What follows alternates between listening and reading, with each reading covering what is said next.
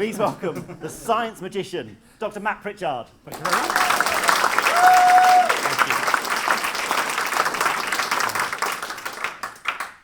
Have you ever dreamt that you could walk through walls, sort of start on one side and pop out the other? Let me show you as close as I've got. This is a weird experiment. It involves a spoon and a pack of cards. Now, if I get this right, if I'm fast enough, I should be able to get the spoon, pass it straight through the pack of cards. Thank you very much. Now, some of you are probably sat there going, hang on a minute, Matt. I reckon you've got a hole in the box. Well, I do. And some of you are probably thinking, hang on a minute, Matt. I reckon there's no cards inside the box. And there aren't.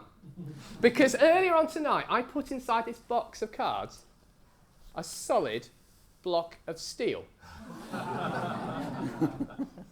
It weighs about 0.5 kilogram. So somehow I found a way of putting a spoon through a block of steel. Now, as a magician, I have a love-hate relationship with the word impossible. I love it when people come up to me after a show and say, Matt, that trick was impossible. Because when they say that, what's it mean? It means I've done a good job. But I hate it in everyday life when people say, oh, that's impossible. Because what do you mean by the word impossible? It means something can't be done. And if something can't be done, well, you'll be a fool to try it. And if you don't try it, you won't succeed, will you? What if that was just an illusion of being impossible? What if I told you at the start I was going to put a spoon through a block of steel? You'd go, that's impossible. But of course you all saw it happen. Sometimes we're too quick to label things as being impossible. I think sometimes that label in our head is actually a bigger barrier than the problem we're facing. That label that we put in our heads that something's impossible is bigger than the barrier we face ourselves. And there's a number of reasons why we might label things. We might say, it's too hard, it's too expensive, it takes too much time, I don't know what to do, I'm in the wrong position, I'm not qualified enough.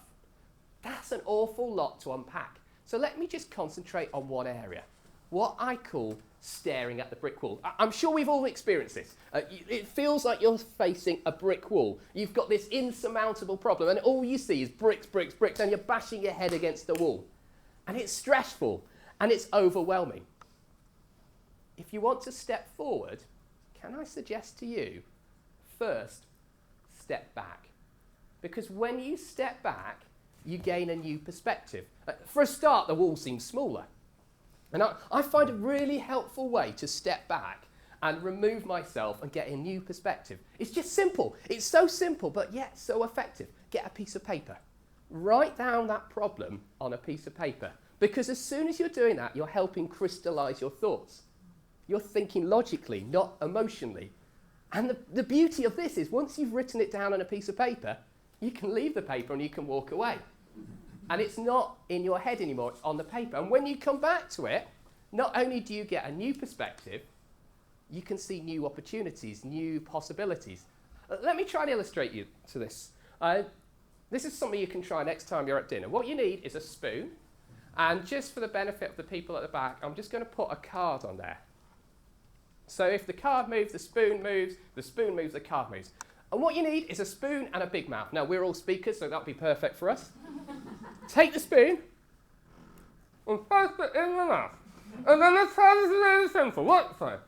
Challenge is simple. What you need to do, you need to twist the spoon, half a turn in your mouth. 180 degrees, not using your hands or fingers, that's way too simple. This, the tongue in your teeth. That's good, that's good.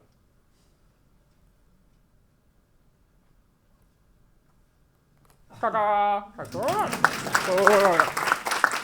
If you find that too big a problem, do it with a smaller object. Change perspective, do it with a fork.